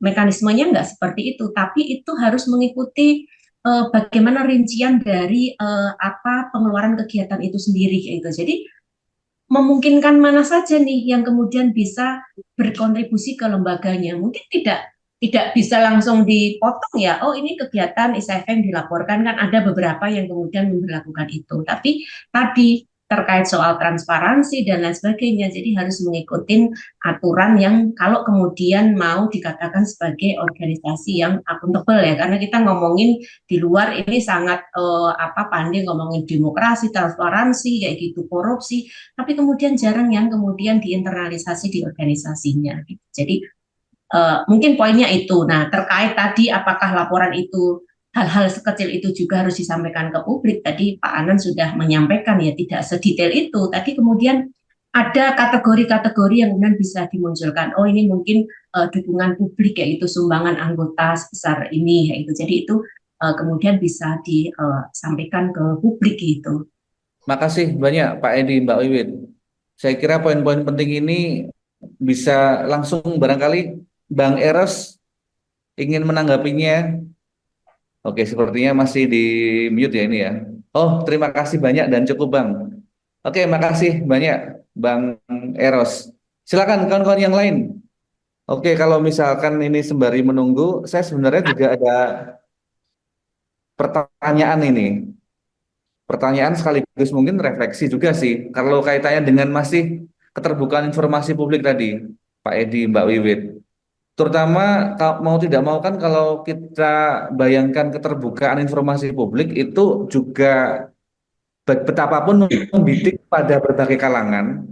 Tapi yang menjadi soal selama ini adalah kalangan itu kan berlapis ya, ada kalangan masyarakat sipil yang juga dari kelompok tua, kelompok muda, milenial, tapi yang seringkali masih luput adalah dari kelompok generasi muda terutama Gen Z. Nah, ini bagaimana ini? Mungkin ada strategi khusus di situ. Tapi sebelum itu sepertinya ini Bu Valentina sudah open mic tadi. Iya, Ya, Mas silakan. Roni. Ya, saya Terima utamakan kasih. dulu Saya audiens. ya, Silakan, silakan. saya menyimak dan terima kasih Mbak Wiwit. Mas Edi sudah membagikan banyak catatan. Saya hanya ingin menambahkan saja kalau sesi ini sebenarnya jadi sesi yang reflektif karena kadang-kadang kan teman-teman masyarakat sipil itu kencang menuntut ke negara ya, ke pihak-pihak lain, tapi beberapa mungkin lupa untuk kemudian melihat ke internal. Karena biasanya kalau saya berbagi ke teman-teman itu dengan gambar satu jari telunjuk menunjuk itu kan tiga jari yang lain kembali ke diri sendiri. Kadang-kadang itu yang lupa bahwa ketika meminta keterbukaan informasi publik, transparansi dari pihak yang lain, terutama negara itu, ya tuntutan itu kembali 3 kali lipat ke kita, ke organisasi masyarakat sipil. Dan terima kasih tadi dengan banyak catatan sampai ke soal sebenarnya tidak rumit kok kalau mau menyisihkan hibah, honorarium segala macam itu ke misi keberlanjutan lembaga, asalkan semua aliran uang itu dilengkapi dengan dokumen dasar yang cukup dan buktinya komplit. Jadi nggak akan ada yang kemudian tadi kata Mbak Wit, seseorang kemudian bilang, loh saya diambil duit tapi nggak ada omongan gitu. Jangan sampai itu terjadi. Dan kalau misalnya ngomong keterbukaan informasi publik yang kadang-kadang lupa adalah keberagaman cara mengakses informasi, Mas Roni. Kadang-kadang informasi itu disediakan dengan anggapan, sadar atau tidak sadar, yang mengakses itu teman-teman yang awas dan teman-teman yang dengar saja. Jadi teman-teman yang difabel netra, yang low vision, yang tuli, kadang-kadang dilupakan dari audiens, dari khalayak yang mengakses informasi itu. Mungkin tidak serta-merta gampang, tapi itu mau nggak mau harus diwujudkan. Dan saya senang karena terakhir-terakhir ini bahkan teman-teman di masyarakat sipil juga sudah berusaha untuk menyediakan informasi dengan akses yang diusahakan cukup untuk teman-teman difabel. Jadi semoga ke depan lebih baik lagi, dan ya terima kasih karena saya jadi ikut belajar dengan seri yang diselenggarakan teman-teman Lokadaya ini. Semoga menambah inilah daya untuk teman-teman semakin transparan, semakin akuntabel, semakin menjunjung, menyandang integritas. Itu dulu Mas Roni, terima kasih banyak. Ini jadi tiba-tiba diminta untuk buka mikrofon. Iya, Selamat sore makasih. teman-teman semuanya, terima kasih. Makasih banyak Bu Valentina Wiji. Ini saya kira refleksi yang disampaikan itu nanti sekaligus bisa ditanggapi oleh Mbak Wiwi dan Pak Edi. Tapi ada yang langsung resen ini. Pak Agung, silakan Pak Agung. Ya, terima kasih Mas. Mungkin melanjutkan refleksinya Mbak Wiji ya. Mbak Wiji ini guru saya. Eh, jadi tadi dari beberapa instrumen, kemudian regulasi yang hadir dipresentasikan ke teman-teman, terus saya tertegun melihatnya. Oh, begitu banyaknya standar-standar akuntabilitas dan transparansi publik yang jadi tuntutan untuk organisasi masyarakat sipil. Sementara seperti yang kita ketahui bersama, organisasi difabel ini kan tidak start dengan posisi yang sama dengan masyarakat sipil, organisasi masyarakat sipil yang lain. Jadi saya pikir perlu memang untuk kita melihat kembali strategi tidak meninggalkan organisasi difabel sendirian untuk bisa sampai pada posisi masyarakat sipil yang kuat, tapi masyarakat sipil yang lain yang sudah lebih awal maju itu kemudian menjadi jembatan untuk membangun akuntabilitas dan transparansi publik itu. Saya sepakat juga sama Mbak Wiji, akses dan kontrol itu selalu kami tekankan ya. Akses ini terkait bagaimana teman-teman minoritas rentan difabel khususnya itu bisa mengakses informasi dalam hal pengembangan kapasitas organisasi difabel. Kemudian bagaimana teman-teman difabel ini juga bukan hanya bisa berpartisipasi, tapi juga punya kontrol untuk bisa menjadikan organisasinya sebagai rumah yang seperti yang diidam-idamkan masyarakat sipil lainnya. Jadi itu sih sebenarnya yang mau saya tekankan di sini adalah bagaimana kemudian masyarakat sipil, organisasi masyarakat sipil yang sudah mapan yang ada sekarang, itu kemudian menjadi jembatan bagi organisasi difabel untuk bisa memperkuat gerakan masyarakat sipil yang ada di Indonesia. Jadi akses dan kontrol itu tadi bukan hanya melibatkan mereka sebagai pelengkap, tapi benar-benar difabel bisa mengontrol juga apa yang menjadi arah visi dan misi organisasinya dan menjadi bagian dari gerakan masyarakat sipil melalui organisasi difabel. Itu saja sih. Saya harapannya Pak Sulaiman dari Aceh juga bisa berbagi, terus Pak Omri, terus teman-teman HWDI juga bisa berbagi pengalaman di sini. Ya, terima kasih Pak. Makasih banyak Pak Agung. Ini langsung saja nyambung ke Pak Sulaiman. Ini sudah buka layar ini. Silakan Pak Sulaiman. Halo, assalamualaikum. Waalaikumsalam warahmatullahi wabarakatuh. Sebenarnya ini menurut saya ini memang acara ini memang sangat, sangat bagus ya. Terus terang mungkin selama ini banyak mungkin dari kami, mungkin dari organisasi-organisasi yang difabel itu yang mungkin belum begitu paham dengan yang namanya akuntabilitas itu seperti apa. Tapi setelah kita mengikuti acara ini, alhamdulillah paling tidak kita sudah bisa menambah ilmu. Yang selama ini memang kami melakukan di organisasi itu, karena kebetulan organisasi kami itu memang mungkin pendanaannya dari luar memang boleh dibilang belum mungkin ya. Tapi yang udah dilakukan itulah dananya itu kami dari sumbangan anggota ya, sumbangan anggota, kontribusi, kemudian kami juga ada buat istilah seperti iuran bulanan seperti itu. Jadi yang kami lakukan memang istilahnya memang kita buat SOP-nya ada, kita buat SOP-nya, kemudian kalau ada teman-teman yang ingin meminjam seperti apa, kemudian aturannya, administrasinya seperti apa, kemudian jangka waktu juga ada, kemudian seandainya teman itu yang meminjam misalnya telah melewati batas atau waktu, kita juga beri sanksi.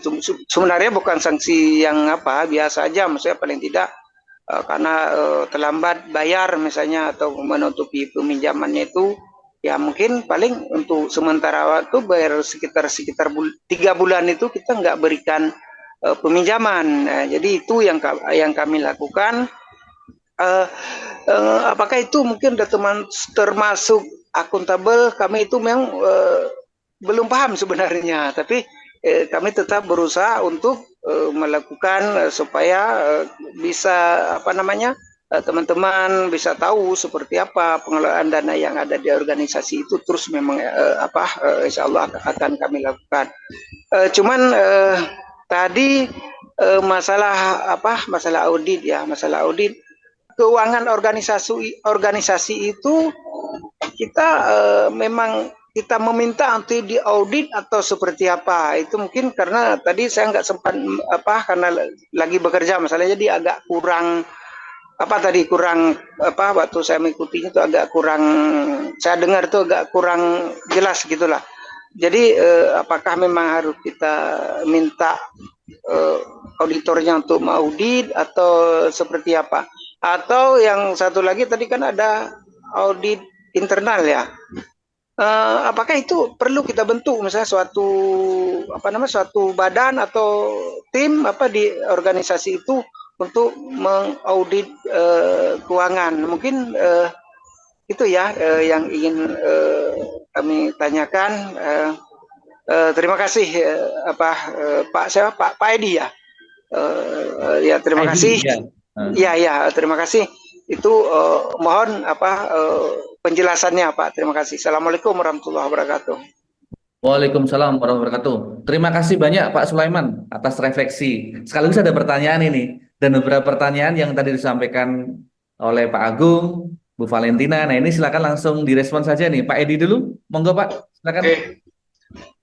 Izin menyampaikan appreciate saya kepada teman-teman di Babel, Pak. Agak bergetar saya.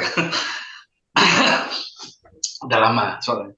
Baik, terima kasih tadi Bu Valentina yang merefleksikan. Saya kira memang konteks keterbukaan informasi ini bukan untuk golongan tertentu saja atau segelintir orang kayak gitu, tapi semua kayak gitu. Nah, memang menjadi persoalannya saya kira pada konstruk yang lebih besar kayak gitu. Misalnya pertanyaannya awalnya organisasi masyarakat sipil ini sendiri punya apa tidak itu sebuah katakanlah acuan tentang tata kelolanya. Kemudian kita turunkan punya apa tidak ini konstruk juga tentang bagaimana transparansi. Terus kita turunkan lagi ini tentang konstruk ini yang lebih ini yang sekarang kita bicarakan, yaitu tentang keterbukaan informasi misalnya. Nah, pertanyaan itu ya kalau kita eksplorasi tentu ya perlu diskusi mungkin diskursus juga gitu loh. Hanya menurut saya poinnya memang penting kemudian kita mengkaitkan keterbukaan ini bagi siapapun gitu loh. Atau ini apa teman-teman nih apa difabel kayak gitu juga menjadi bagian penting gitu loh. Saya kira di negara pun hadir kan itu, apalagi ya tadi maksud saya ketika teman-teman analogikan Bu Valentina tunjuk itu ya lucu aja kita minta keterbukaan ini informasi sementara kita membatasi akses bagi baik. Tentu penting juga kemudian merumuskan gitu loh. Bagaimana ini untuk bisa juga konteks keterbukaan itu bisa melibatkan atau ada keterlibatan dari teman-teman difabel. Nah hanya kalau menurut saya konstruk yang di atasnya tadi Bu Valentina itu ya kita harus punya dulu nih semacam body atau badan kayak gitu ya. Nah setidak-tidaknya saya katakan bagaimana kemudian Lokadaya itu menjadi sesuatu yang hadir yang bisa menjembatani ini.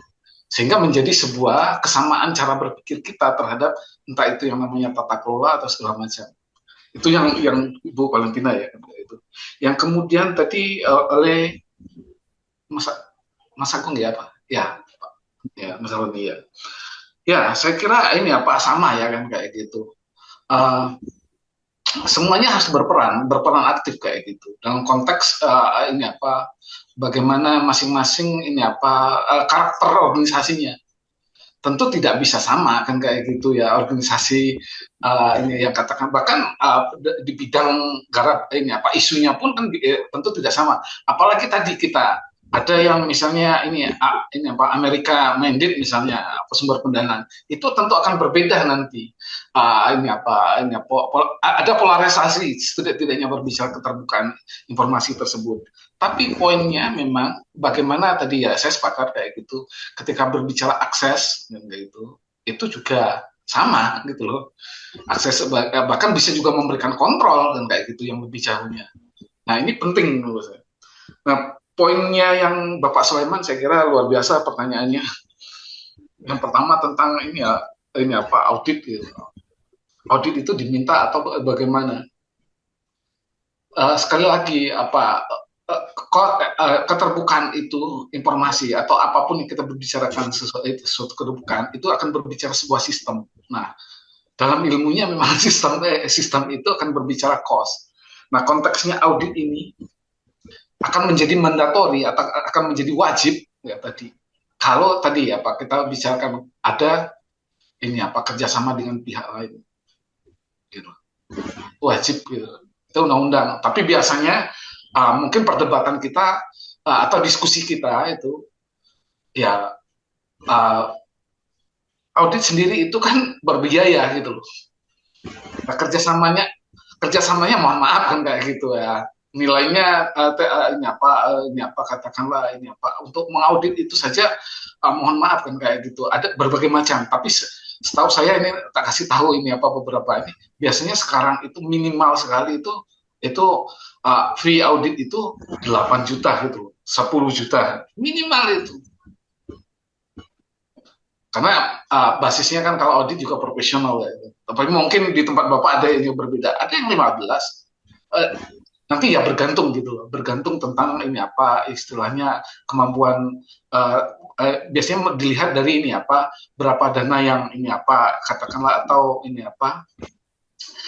posisi keuangannya CSO tersebut.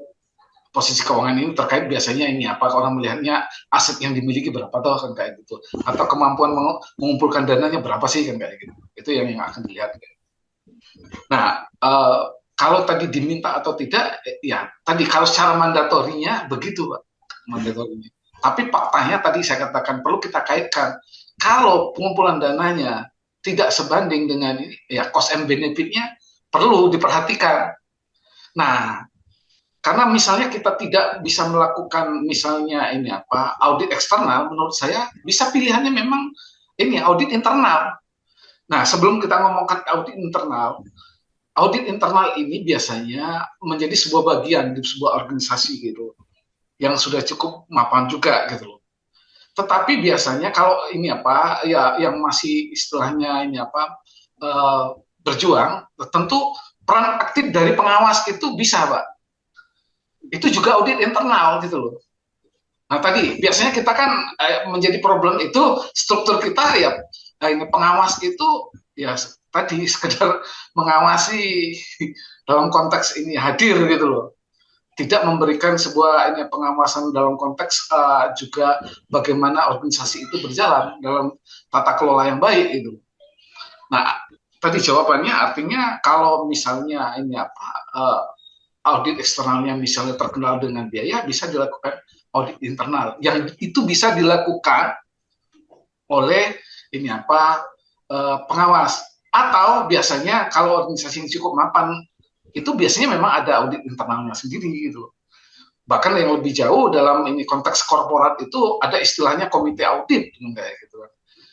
Itu yang lebih jauh. Tapi kalau kita menurut saya bergantung karakter ya lagi-lagi atau besar kecil skala besar kecil ini sebuah entitas. Nah, kalau ini konteks yang mungkin kita akan bicara ini lebih baik menurut saya peran-peran atau ini perangkat-perangkat yang ada itu dioptimalkan dulu, Pak. Terutama tadi misalnya Dewan Pengawas kayak gitu. Sebelum kita berbicara mungkin membuat sebuah unit yang namanya audit internal. Kalau kita bicara audit internal kan nanti ada lagi. Ya ada orang ya ada ini kan resource yang harus kita bayar. Jadi konteksnya seperti itulah ya. Kalau menurut saya audit itu memang sebuah mandatori, tetapi kalau menurut saya tentu juga harus memperhatikan besar atau skala atau cost benefit. Dalam konteks ya kita memperhatikan ya itu bisa terinformasikan. Ya kalau tidak bisa audit eksternal ya audit internal. Audit internal kalau tidak bisa membuat audit ada satu unit audit internal ya kita mau optimalkan Dewan Pengawas. Nah, begitu maksudnya. Dan itu terrecord dan tersampaikan di laporan, karena ini keterbukaan informasi publik bisa disampaikan saja di laporan tahunan misalnya. Saya kira begitu jawaban saya. Matur nuwun sangat, ini beberapa pertanyaannya luar biasa. Matur nuwun. Makasih Pak Edi. Langsung saja nih Mbak Wiwit, monggo. Ya, makasih. Jadi saya akan menariknya ke hal yang mendasar ya. Jadi kan organisasi masyarakat sipil itu ada atau lahir ini kan untuk menjawab persoalan-persoalan yang ada di masyarakat. Ketika bicara masyarakat, tadi saya di slide saya ada masyarakat informasi ya. Masyarakat ini beragam. Ada soal tadi teman-teman dengan disabilitas, ada ragam gender, ada dengan latar belakang kepercayaan yang berbeda-beda, sangat banyak. Artinya ketika OMS ini hadir di tengah masyarakat, tentu bicara soal keterbukaan informasi publik, ya harus diupayakan bisa menjawab atau menyediakan informasi untuk semua. Kalau sekarang beberapa program kan sudah dicanangkan atau kemudian didorong untuk inklusif ya. Karena kalau kita tahu, saya kebetulan sedang baca data untuk Kemen PPA, kalau lihat data orang dengan disabilitas di tahun 2022 itu hampir 900-an ribu.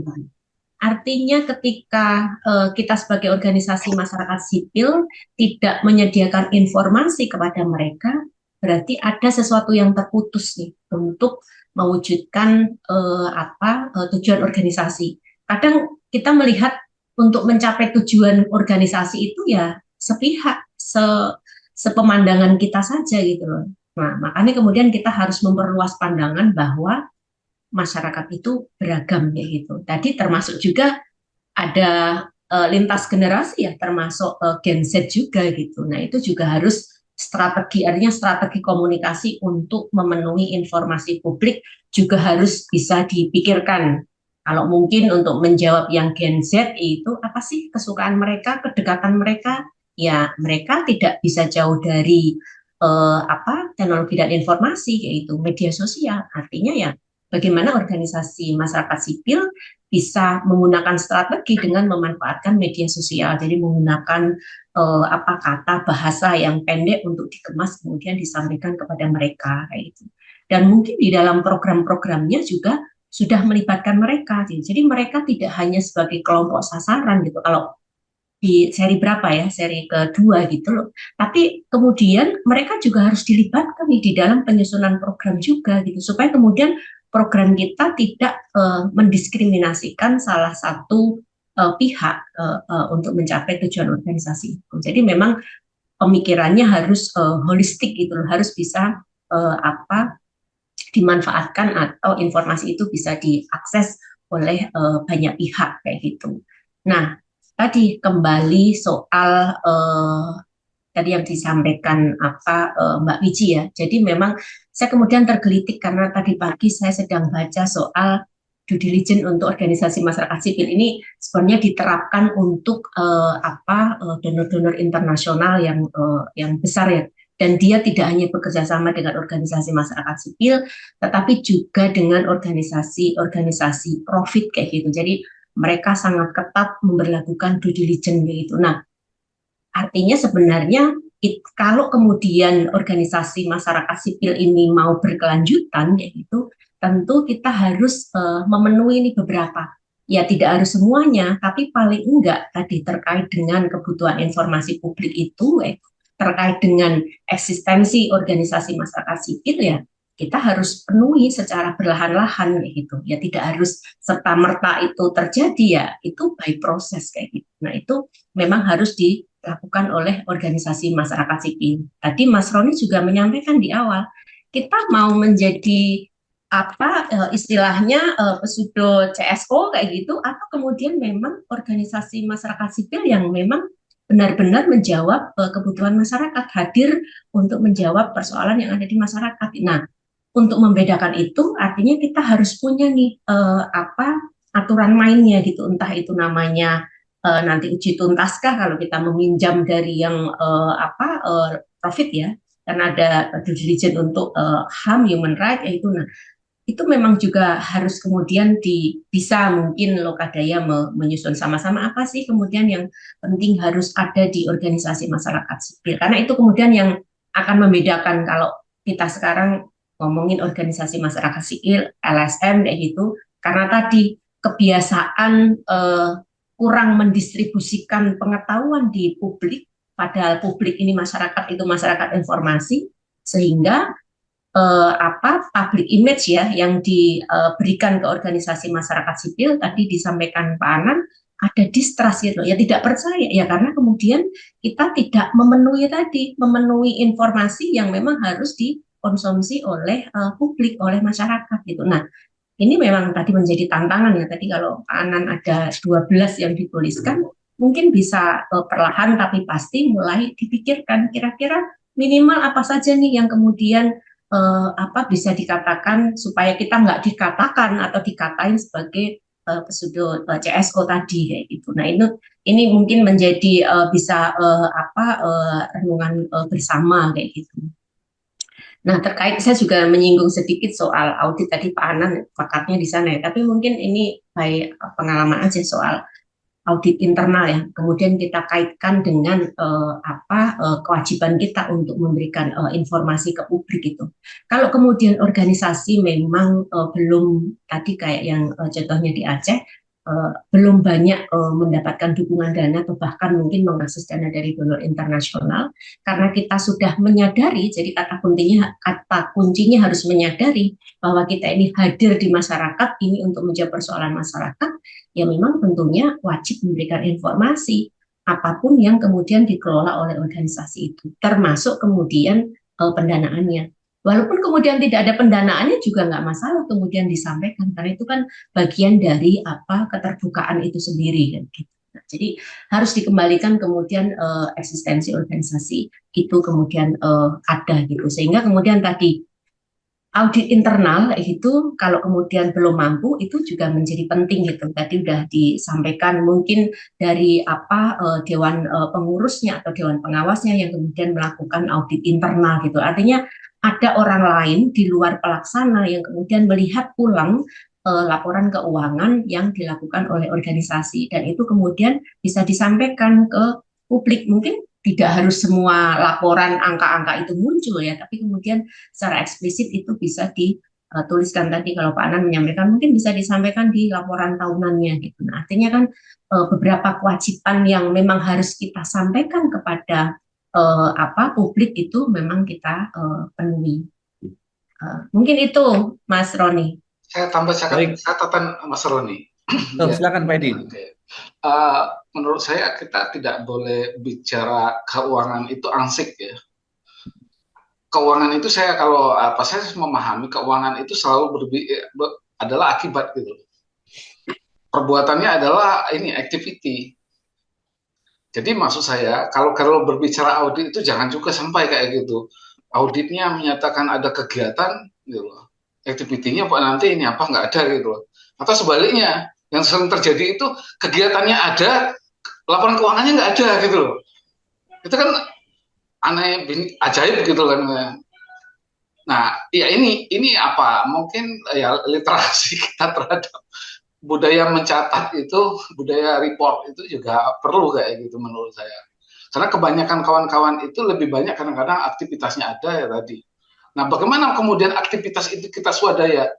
Ya, di akuntansi mengenal, ya kita bisa mengkuantifisir itu. Toh faktanya ketika kawan-kawan membuat kegiatan itu kan ada uangnya gitu loh. Tapi ketika kegiatan itu swadaya misalnya, tidak berbayar, kan ada nilainya juga. Gitu. Dan itu bisa dibolehkan, dan itu misalnya kalau tidak melalui sebuah aktivitas yang ada arus uangnya, itu kan bisa juga disampaikan. Nah, dalam perspektif ini maksud saya kita melihat konteks audit itu dua hal. Pertama, informasi keuangan, yang kedua itu harus bisa disandingkan dengan informasi non keuangan. Jangan sampai nanti kita berbicara kegiatan, ya tadi keuangannya nggak ada, atau sebaliknya bicara keuangannya kegiatannya nggak ada. Ya, yang banyak itu kadang-kadang ya tadi juga ya, ada kegiatannya, ada keuangannya, tapi laporannya nggak ada. Itu juga banyak gitu kan. Saya kira itu tambahan supaya kamu memahami audit, ketika kita berbicara audit keuangan, itu ansik kayak gitu. Dalam beberapa praktek pasti ini akan saya ini sandingkan mana laporan programnya, mana laporan kegiatannya. Bila perlu, ya ini kita ini ya ke lapangan, ke beneficiaries-nya, dan itu akan lebih lebih enak nanti malah clear data itu kan kayak itu. Oh, bukan hanya angka gitu yang berbicara, tetapi orang gitu kan lebih mantap. Ya itu. Makasih banyak Pak Edi, Mbak Wiwit. Saya kira kita udah masuk ke penghujung acara karena sudah pukul 15.34 dan paparan Mbak Wiwit dan Pak Edi tadi memungkasi diskusi kita seri keempat, Q3, seri akuntabilitas. Dan saya kira saya tidak akan menyimpulkan secara poin-poin, yang jelas beberapa poin yang tadi sudah disampaikan Mbak Wiwit, Pak Edi, itu setidaknya menyimpul pada satu istilah yang kerap kali kita sudah pahami, kita percakapkan, yaitu publish or perish. Publish di sini bukan hanya publikasi, melainkan juga akuntabilitas atau binasa. Jadi suatu pilihan yang kita semoga tidak terjebak pada tadi, pseudo LSM, pseudo OMS, sekaligus juga soal tadi, ada keuangannya tapi nggak ada laporannya, dan sebaliknya. Nah, poin-poin ini saya kira bisa menjadi satu refleksi kita, dan refleksi ini itu bisa kawan-kawan unduh untuk misalnya materi narasumber, Mbak Wiwit, Pak Edi, bisa kita telisik di Lokadaya, Anda bisa cek di situ, sekaligus diskusi kita juga nanti akan, yang terutama yang keempat ini akan diunggah di YouTube-nya Lokadaya juga. Jadi saya kira produksi pengetahuan itu sudah didokumentasikan sehingga kita bisa cek terus-menerus, kita pelajari kapanpun dan dimanapun. Makasih banyak kawan-kawan, Pak Edi, Mbak Wiwit, tapi sebelum kita tutup forum ini, itu kita silakan buka kamera masing-masing kawan-kawan, kita akan foto bersama, kita abadikan momen penting ini.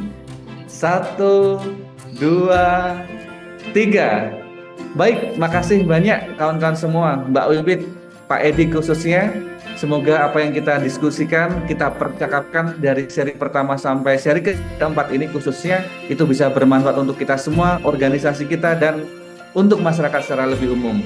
Saya kira saya tutup. Selamat sore. Wassalamualaikum warahmatullahi wabarakatuh. Dan salam sehat selalu kawan-kawan semua.